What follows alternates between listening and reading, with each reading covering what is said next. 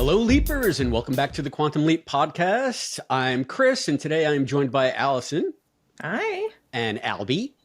Hey. And we are thrilled to welcome the writing duo, the dynamic duo from Quantum Leap, Benjamin Raab and Deric Hughes. Benjamin, Deric, thank you so much for joining us again on the Quantum Leap podcast. It took me a second. You've been on before.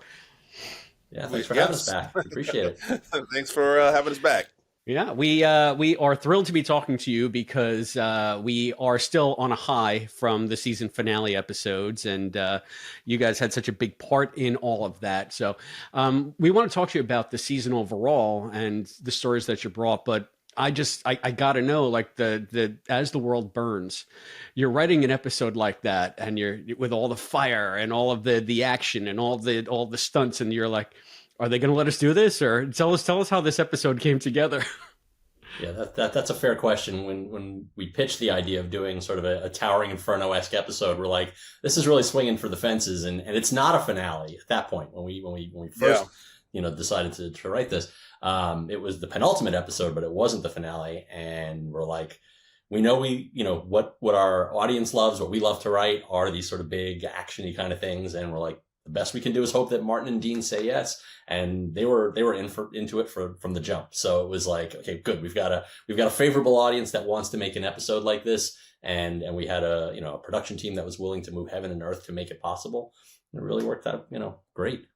Whenever you pitch something, you always do it with a question mark. You're like, we're thinking about burning some stuff up, and like, it's gonna be big, and then and they said, go for it. And so that's how we jump into it, especially, when it's something as like iconic as sort of like Towering Inferno, right? You have the history of like big, like what's, putting people in jeopardy, trapped in a building, fire. All right, let's try this. Let's see if this works. So that's when you have the support from the beginning, it makes it a lot easier. It always makes it easier to then really be able to like then dig into the story, especially at a point in time when the benefit and the fun of writing for the show is that it is just a mini movie every single week. And so it's like, okay, what type of jeopardy and adventure can we put our hero in this week? And this time we're like, let's put him in a fire suit. Let's see what's happened. Let's make him a firefighter. See what's going to happen out of that. The episode felt very cinematic, and I'm wondering if there was anything that you had to scale back because for budget or time or anything. Yes, there were a lot of things we had to scale back. Yeah. Yes, but at the end of the day, though, it never came at the sacrifice of the story that we wanted to tell. Like, it was always purely time logistics, budgetary logistics, all the constraints of producing, a new episode every 8 days, were the things that we said, okay, well, in order to make our production board for the day, we, having 3 people in a scene is maybe going to make it a little bit more challenging time-wise, and we may not make our day. So what happens if one of those characters wasn't in that scene? Can we still get that scene without having to have their interaction? And so you end up taking them out of the scene, and all of a sudden you're like, oh, great, now we can make it, because it's less setups, it's less coverage, it's all the little pieces of the puzzle that are necessary to build the scene. With one less piece, all of a sudden everything else locks into place. So much of this episode was integral to the whole season storyline. How much does that constrain you to what you can write for the episode, or how much does that help you when you're writing the episode, knowing you have to hit these marks during the episode? I think it's a if by the time that you're in the second season of a show and you've been able to sort of understand the rhythms and the paces and getting a sense of like, okay, what works and what doesn't work as you begin to structure your story. Also, within, you're putting on your producer's hat at the same time of like, what are the limitations? What are the things that are going to break the bank? It's like, because yes, while, we get to write the big episodes, you always have to be within reason. knowing like, okay, what, you never want to completely restrict yourself, but at the same time, you have to be understand that, okay, this first draft is going to have all the big, bells and whistles. But once it leaves our hands and it goes into other people's capable hands on, on the production side and the director and Martin and Dean, it's like everybody's saying like, well, this is what we can do and this is what we can't do. It's like, this is how much money we got, and this is the money that we don't have, or so forth and so on in the time to do that. And then the other thing is that as we were putting this together, we were coming up against what was called, will eventually be called the writer's strike. We didn't know it was going to be a strike at the point in time, but we had the advantage and the opportunity to roll for right in from season 1 right into season 2 early on last year. Because of the anticipation and possible event that there might be a work stoppage. And so we, by the time that we got around to breaking our episode, what was it, Ben? We were like about a week out before, it was like late April or so. We finished breaking our episode. Yeah, we were a week before. Yeah. Because we started talking about the finale. Yeah. Like the week before the strike. And then we were told, hey, can you get a story document in to the network and studio? And then 3 days later, the strike happened. And so then when that happened, then that was sort of like, okay, we had to shift focus and pencils down. And then we were out of the office and on the pavement for a good 5-6 months. And then when we were able to, accomplish and get our deal and contract, all settled, came right back into the room, and then that's when we were like sort of like, oh, okay, we got these last 5 episodes. Now we really need to make sure that these last 5 episodes work, and then you start to look at everything again, all over again. So I don't know if that really answers the question. It was just more because I feel like I'm sort of wandering off, but that's so I can answer the question for you. Yes, that I can pick up that baton if you want. Yeah. Okay. Yeah. Let him answer. Yeah. Pick up the ball. No, I mean, from a story standpoint, the things that we were sort of locked into were the end of the journey for Ben and Hannah. That was the thing that, we knew we had to bring that plane in for a landing, and in a way that was satisfying and emotional and exciting and, heartfelt and sad and, bittersweet and all the possible emotions you could wring out of this love story we were building this season, in a way that felt organic to their journey, that felt, that it tied up a lot of the threads that we'd been weaving from a plot point, on the other side. I mean, a lot of our episodes, we do our leap, and then there's stuff going on at headquarters that is related, but it's not always, eminently obvious what the connection is. Well, this was the episode that brought it all together, where the things that had been happening back at Quantum Leap suddenly started to coalesce with, you realize that, oh my God, this has been one big story all along, which set up what the finale was, the big reveal at the end that led to, the revelation that Jeffrey and Gideon Ridge were one and the same. We get to see in our episode the moment where that discovery is made and his sort of, villain origin moment happens, so, but it was all built on the seeds that had been planted along the way. And so for us being locked into having to finish the Ben Hannah story, that gave us everything that we needed for this episode. So that plus Towering Inferno, it's like, well, I mean, what a perfect way to sort of raise the stakes and the jeopardy of their relationship as we bring it to a close. I know that you guys have to hit posts for plot purposes and for the season-long story arc, but are you told the way in which to reveal this information, or does that all come out in the writing of the script?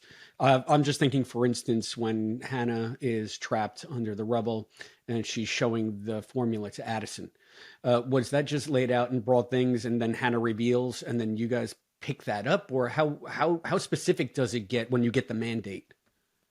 Now, that was something we came up with in the breaking of the story.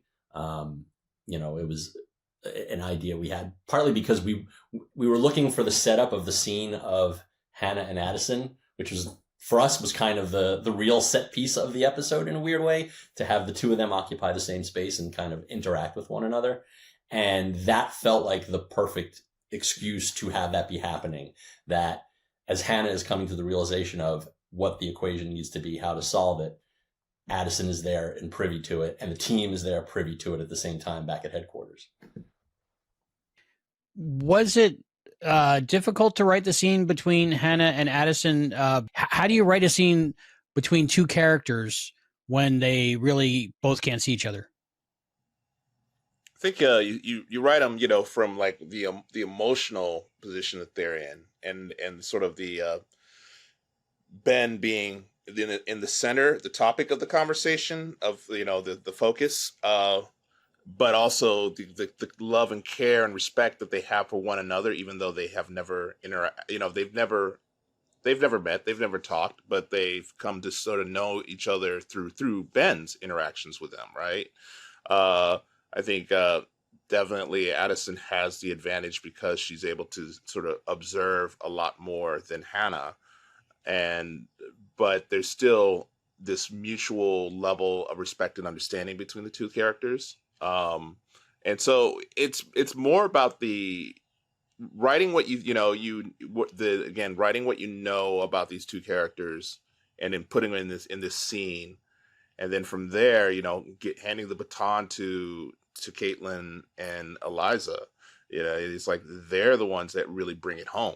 They're the ones that are going to elevate what you have on the paper. There's only so much you can do on the page, and then at a certain point you have to let it go, and then they'll be able to take it and run it. And we're very fortunate to have two very experienced and actors that understand who these characters are in their bones at this point.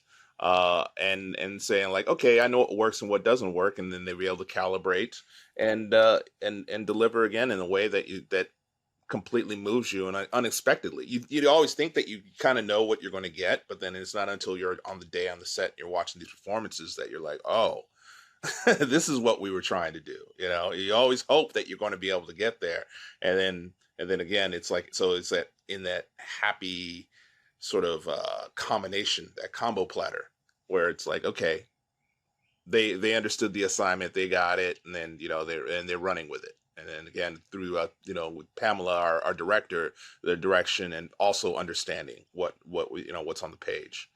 And it's like you never always get to hit it out of the park, but when it works and when it sings, you get moments like this.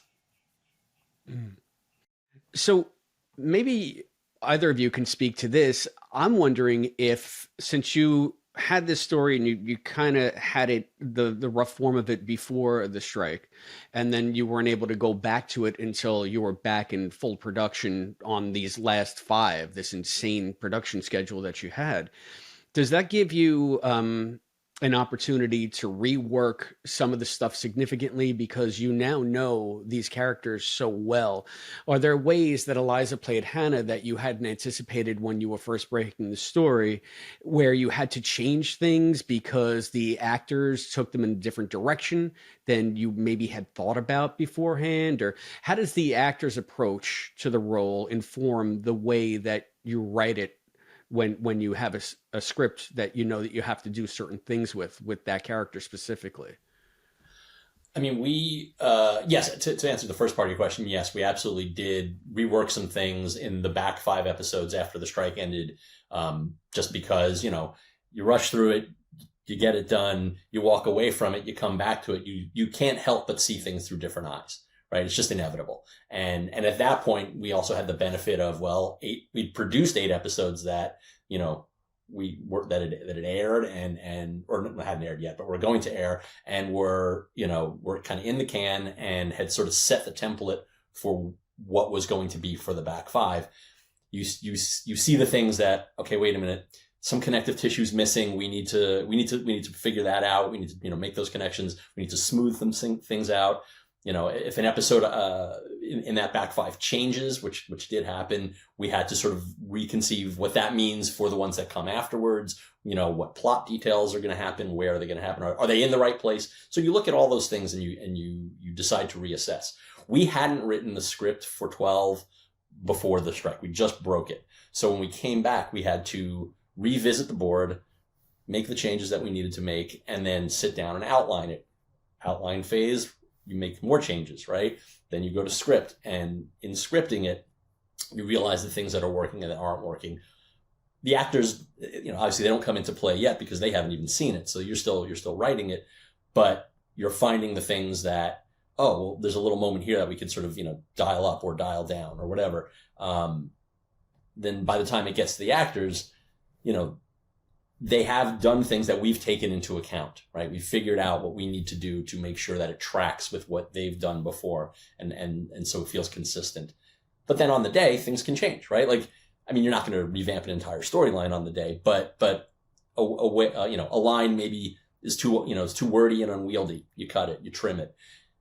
If they've done a little thing that they're like, oh, wait a minute, I really like this the way I played this in the previous episode, and this could tie into that. Okay, you finesse it there. So it's an evolving process, even all the way through editing.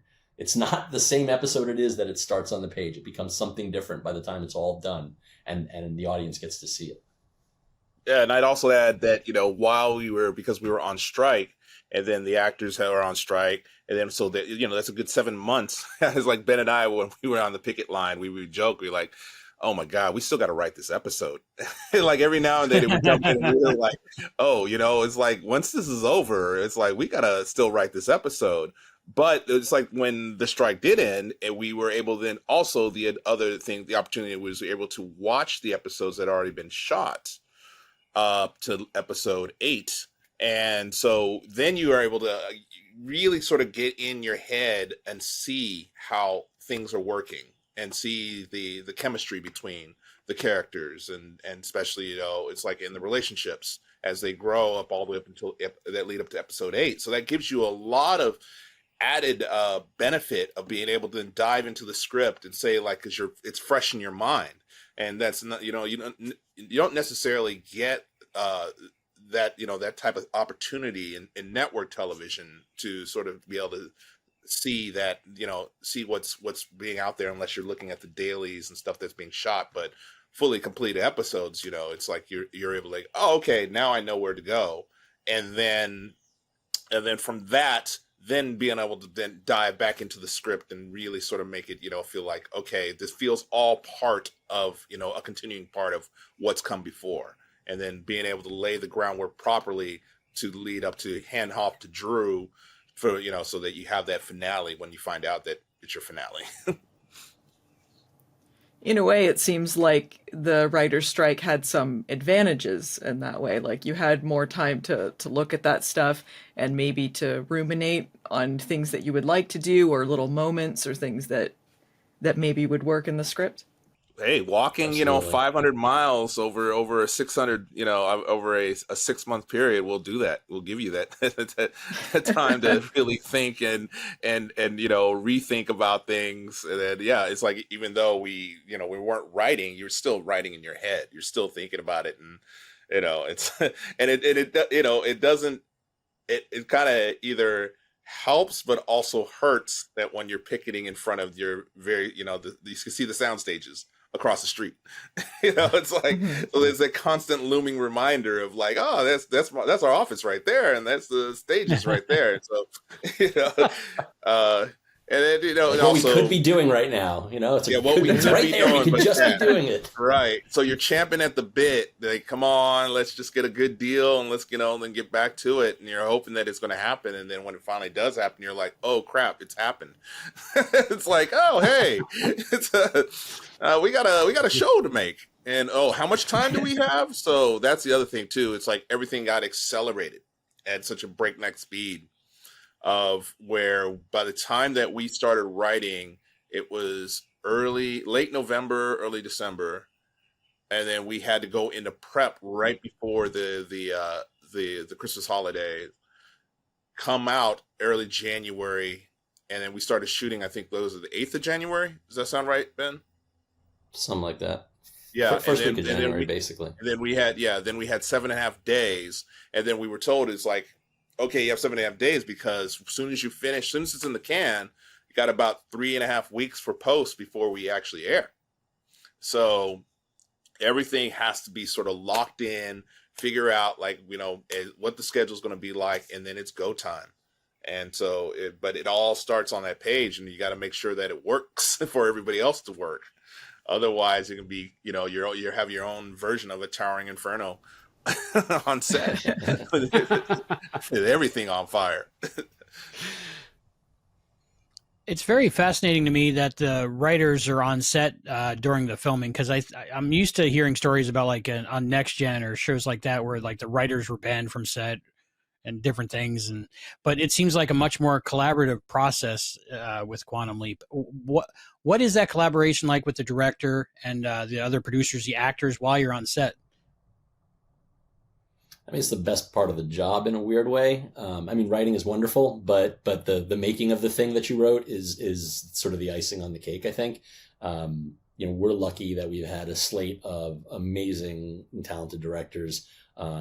We've worked with some great ones, and Pamela Romanowski was yet another in a long line of awesome directors who just get the show, who come to it with a passion for what they do, and are excited about the stories they get to tell. I'll say this season, we worked with two amazing directors. Tamika Miller on One Night in Koreatown also came to really play and was passionate about the material. And so that then translates to the actors who, we have the literal best cast in the world. Goes without saying. We all know this. They are amazing human beings that we are so blessed to be able to work with. They work so hard. They are locked in. They are the nicest people. And it's just it's a freaking joy to be on that set and make it happen. We are part of the process. We are, our writing doesn't stop. And this is one of the messages of the strike was the writing doesn't stop on the page. It happens on set. Things change. Things come up. Questions are asked. Somebody needs to be present to sort of oversee that. And it helps when it's the person that started the process. So it's an invaluable thing for cast, crew, director, and ourselves to be there and have this collaborative, experience. I like the movie Splinter, and I understand you worked with Marc on that. Oh, Marc Bernardin? Yeah. Can you tell me about that? Because I'm very interested in that. I was at the premiere in San Diego, watched it live with him. And look, that's all Marc. I mean, Marc, actually, I'm going to be seeing that. We're talking about something else. Marc came up with that idea, and anytime Marc comes up with an idea and wants to do something with it, I'm supportive. In this case, it was just more like, hey, how can I help you out? And then Marc ran with it. So I didn't have anything to do with the production because I was in the middle of work, so I couldn't even get to set when he was shooting because I damn sure would have been an extra in the airport scene.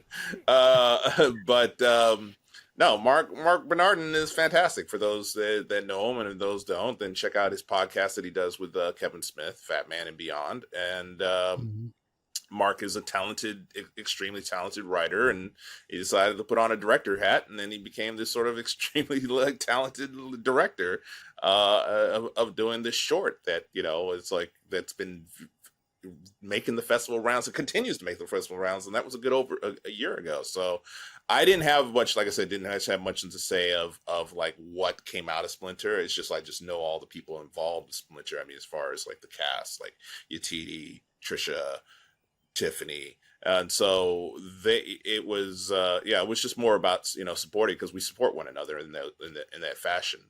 Marc and I, we're part of a group called the Blurreds, and we it's like anytime we have projects and stuff like that, we're like, hey, how can we help one another? And then so that just came about. But yeah, Ben and I, we've known Marc since the days of back in when we were working on Warehouse 13 and he was writing on Alphas.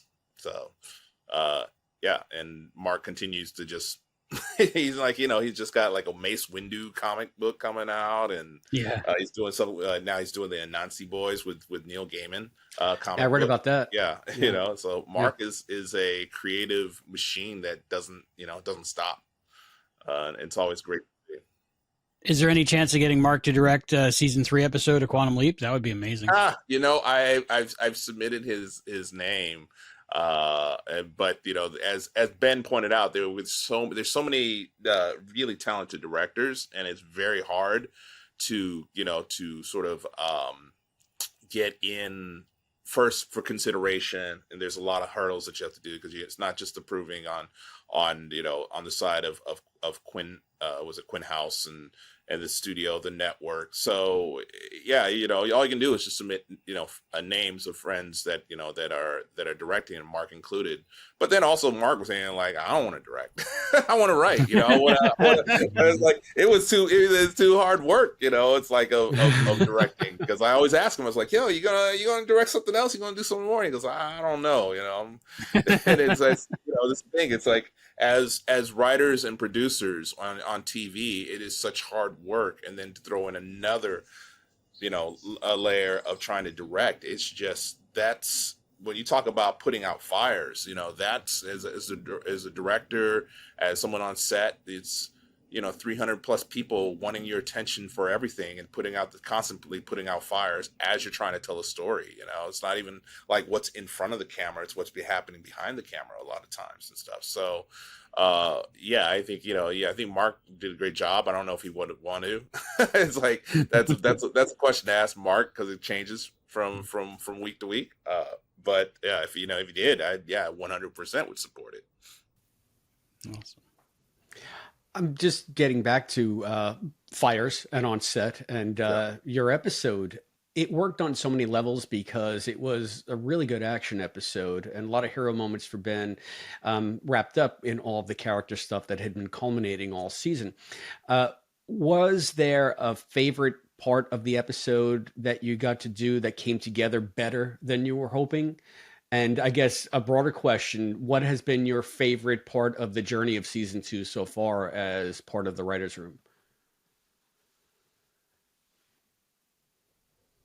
I mean, for me, the thing that I didn't think we were going to get to do that we did was that whole sequence out on the ledge. Like, that was the one where, like, this is crazy. We're never going to get to do this. And we did. And it was amazing. That was just, it was unbelievable. Like, they built that exterior facade, a 2-story facade on the Universal backlot. We did explosions, like literal explosions. It wasn't all just CGI. And then when the CGI was dropped in, it was pretty freaking awesome. So that was the piece of the puzzle that came together beyond our wildest expectations. It was emotional. It was charged. It was great.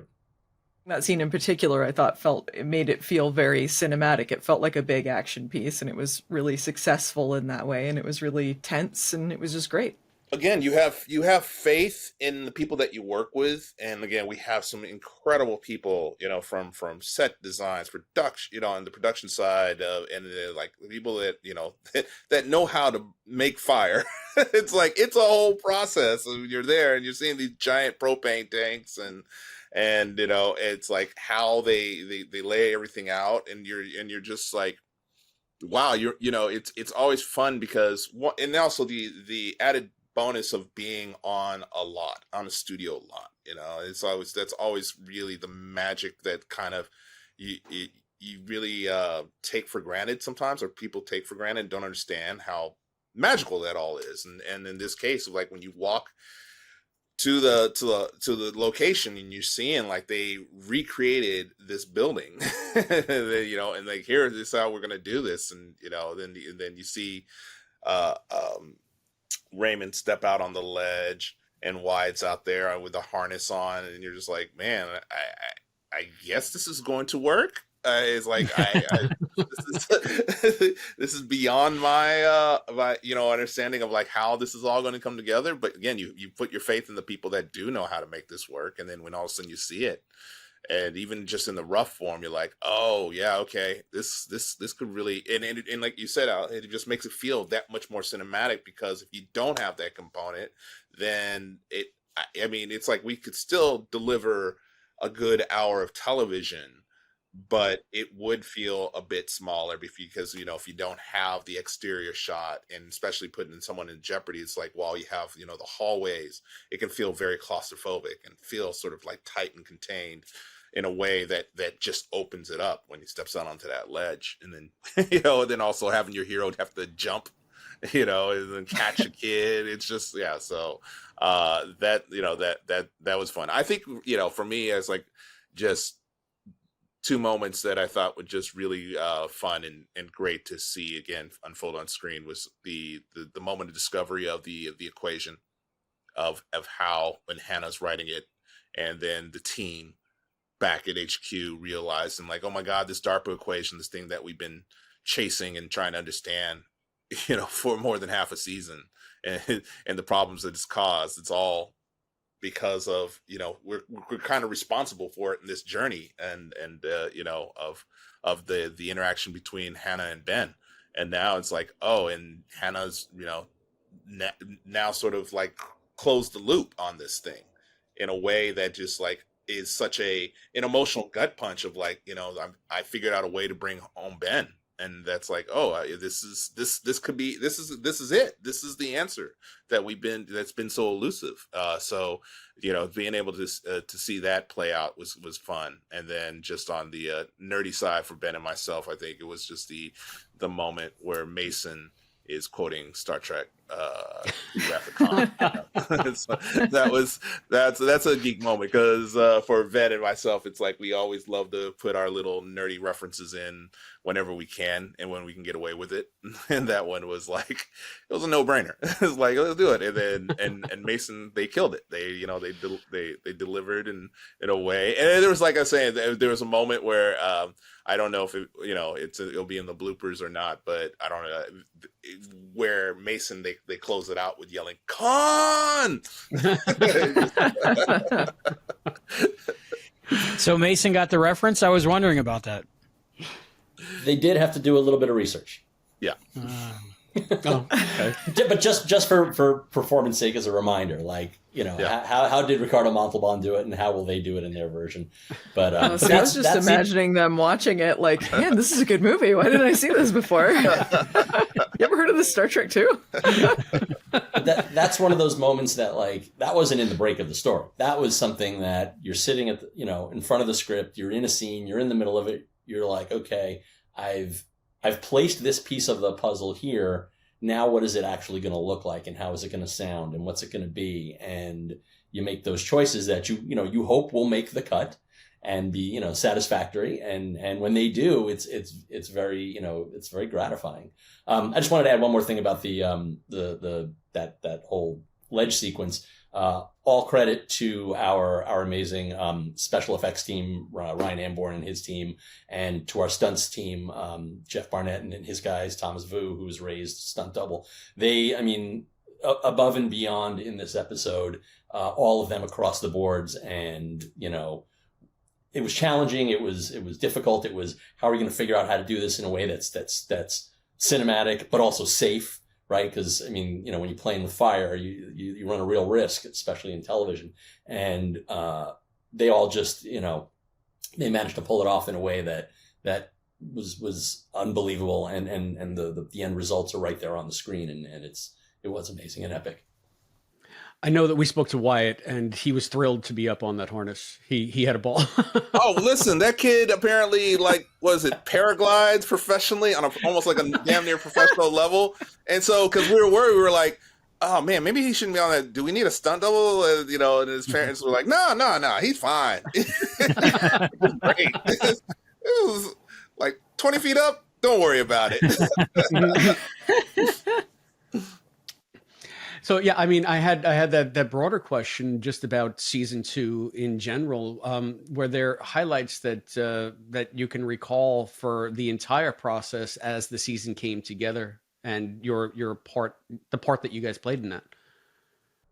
Here, sometimes you forget that it is season 2, because again, it's just sort of that whole pause that we took. You're like, wait, because we rolled right in, and again, it's like all credit to the poor crew. It's like, because while they were working, they worked like over 200 days straight. They had one day off, where it was just, they went dark, and then we just again just started from right as we wrapped season 1, episode 18. They, it was like the day and a weekend, and then they went right into 201. It was, and then just started, kept going all the way up until up until May 1st. Or no, I'm sorry, not May 1st, because the writer strike went on May 1st, and then I think it was May 23rd. Yeah. So, it was like, but I think what was just really crazy and sort of exciting to see was like how, Ray and Caitlin and Chris Grismer, our director, our producing director, they packed up stuff and then they went to Egypt for a good week and actually shot in Egypt, because that was also sort of like unexpected in a way of like, can we they wanted something big at the network, and next thing we know is like, oh yeah, we're gonna go to Egypt. We're like, wait, what? Like Egypt, not like the back lot on Universal, like the Mummy. It's like an actual, like they're like, yeah, no, we're going for it, and they went out there, took part of the crew and shot, this fantastic episode out there with our guest stars was Lou Diamond Phillips and Azita. It is like they just had this. Like my friends. When they heard it, like, hey, y'all go to Egypt? And I was like, yeah, because no one could believe it. Like, what? So that was fun. I think other than that, it was just the being able to write One Night in Koreatown, I think, which was also sort of really personal for Ray, and it was an opportunity to tell his story a bit more of what his experience was and growing up in Los Angeles in the 90s, and that whole that whole night, that not just that night, but that event, the historical event, and being able to deliver it in such a way that it was something that we had been kicking about, and so the opportunity to get to do that was also really great and just emotional and an important way of again, sort of like there's been, as you see over these past 2 seasons, being able to tell stories that you normally wouldn't be able to, or you wouldn't expect that you'd be able to tell these stories in this day and age.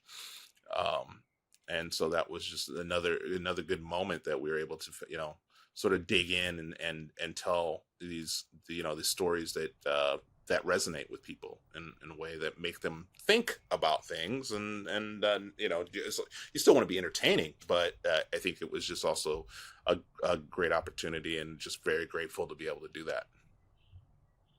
Yeah, we've been very lucky to be a part of this team, and on the show, and be able to make these kinds of episodes and stories. I mean, we don't take it for granted that what the business is like and how hard it can be, and to find yourself on a show that from top to bottom, everyone's enthused to be there, and really all rowing in the same direction when it comes to story, when it comes to character, when it comes to the kinds of stories you want to tell.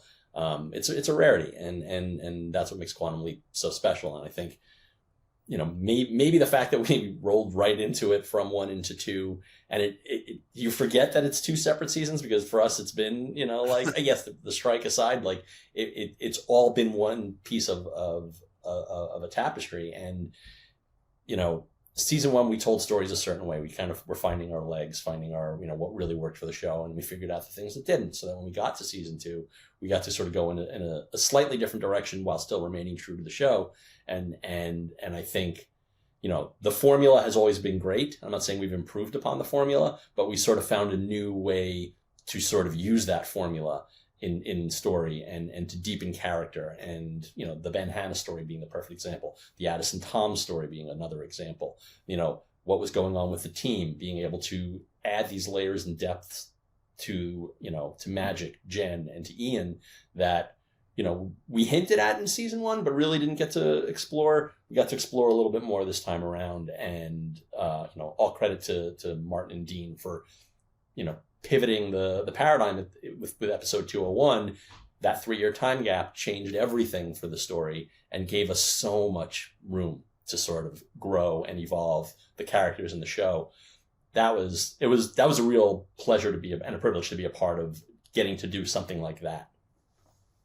Yeah, and I also want to comment. It's like, because it's so funny when you hear yourself talk.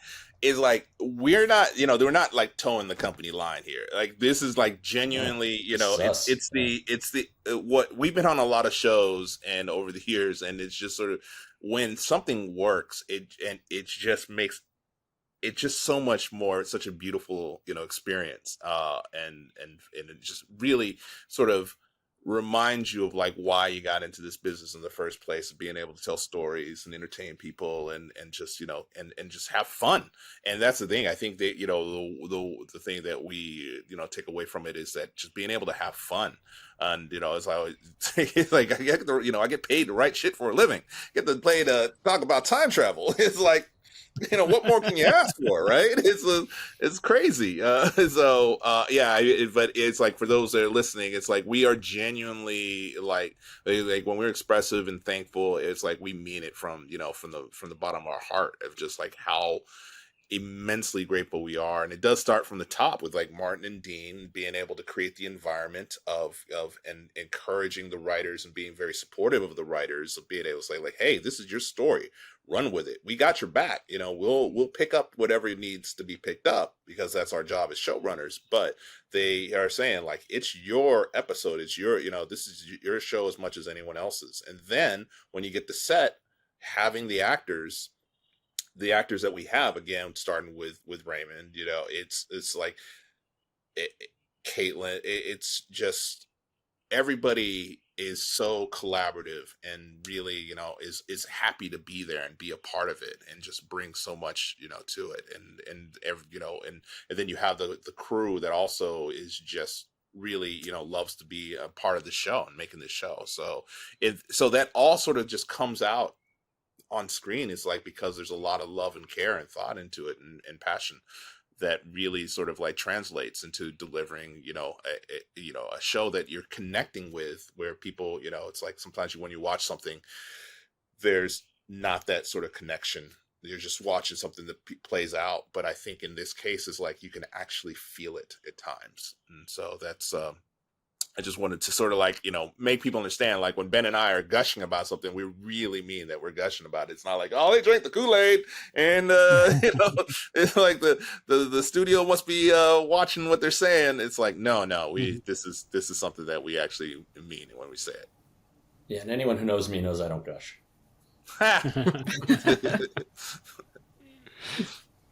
Deric, Ben, anything that we haven't asked about that you wanted to talk about specifically before we get going? Surprised you haven't asked how time travel works. That's all. I do have a question about that, but that can be for off. All right, bring it on. We have the answers. Yeah, you know what? I will say also, it's a river. Time is a river. Time is a river, but also the equation that was created. I am part of the committee of the Science and Entertainment Exchange, which is part of the National Academy of Sciences. And what they do is they pair up scientists with, any creators in Hollywood, or, if you have any questions, if like you need to sort of consulting, they will find the scientist for you. In this case, Spiros Michailidis, I'm butchering his last name, Michailidis. He's a Caltech professor that teaches. He's in quantum information. Basically, the man like is studying time travel, and so he was the one that crafted the equation that Ian is studying, and then also the solution that Hannah writes. That's all Spiros that came up with that. So he was able to come to set, and and then it's like, hey, this is how it works. And it was like, I wish I would have recorded when he was talking about quantum mechanics to Ben, because Ben's brain was melting in real time. It was a sight to see. You can see it. You can see it on my face that I'm like, everything I understand about the universe and myself and everything is just out the window. And I just like, well, I'd say I'm a lower order of primate. This is not going to get me to the next level. I'll just die off with the rest of us, and then you all who understand this stuff can go evolve into some other species, because I'm out. I don't get it. Yeah. So if any budding time travelers out there, that's inspiring to time travel, just check out that formula, and you might be able to crack something that someone else hasn't cracked yet. That's fascinating. On behalf of all of the time travel geeks that I know are listening, thank you for going to that level of detail, because it just looks like equations on a board. They just make it up as they come in. But to know that you had an expert in there to put some legitimate math up there is, wow. You had time for that, did you? Didn't you have more fires to put out? That's crazy. Yeah. The amount of detail. Yeah. That's holy moly. So, well, thank you. Thank you.